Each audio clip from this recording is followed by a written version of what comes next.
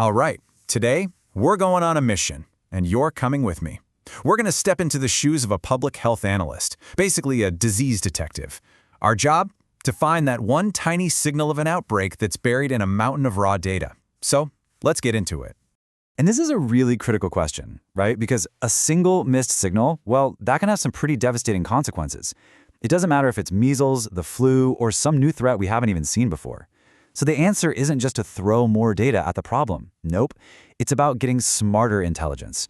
It's all about this methodical process, this alchemy of turning these dense, boring reports into sharp, actionable insights. And that is exactly what we're going to break down right now. Okay, so here's our mission map for today.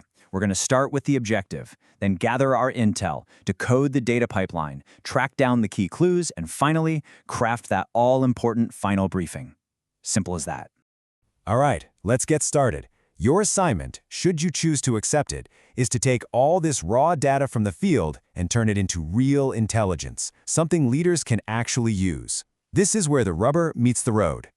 You know, every good mission has a really clear objective. For us, it's this. Draft a super concise 150-word briefing.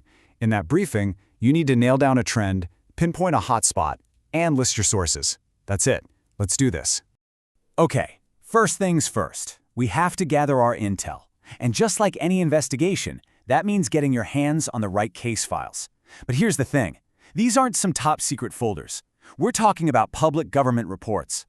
So for this particular mission, our main sources are going to be reports from India's Integrated Disease Surveillance Program, that's the IDSP for short, and also some state-level health reports, like this one from Karnataka.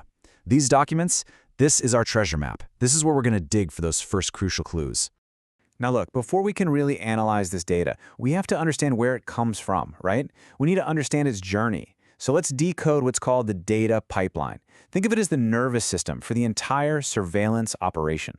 And this is so important to get. The information flows from the ground up. It all starts at a local clinic or a lab. That's your reporting unit. From there, the data gets bundled up and sent to the district level for a first-pass analysis. Then all those district reports get compiled into one big state-level view. You see, every single local report is a tiny piece of this giant puzzle. Okay, so we've got our case files. We understand how the data flows. Now the real fun begins. It's time to start the analysis, to track down those key clues and, find that all-important signal in all the noise.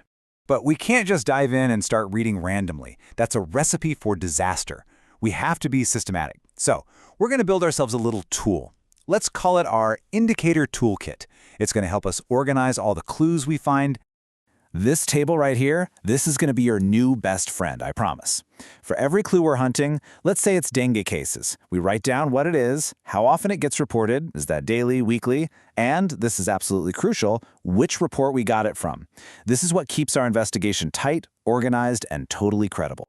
Okay, we've gathered the intel, we've organized our clues into our toolkit. Now it's time for the most critical step of all, crafting that final briefing. This is the moment where all those little isolated data points come together to tell a real story. And this slide, wow, it shows the magic perfectly. Look on the left. That's the raw data. It's a total mess, right?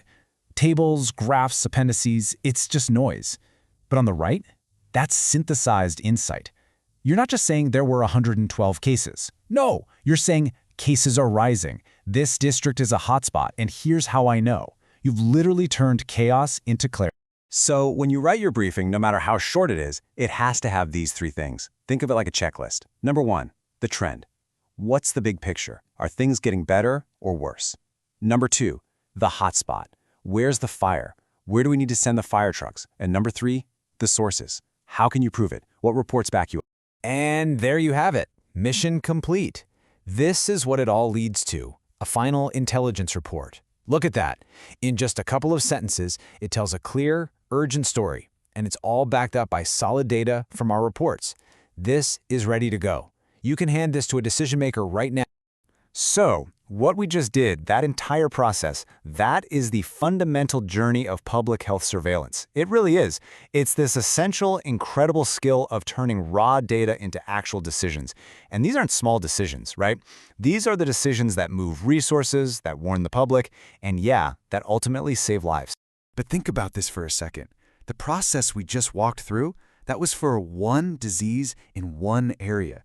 Now, just try to imagine the sheer scale and complexity of doing that for an entire country, for dozens of different diseases, every single week. It kind of makes you wonder, doesn't it? What would it really take to see the whole picture?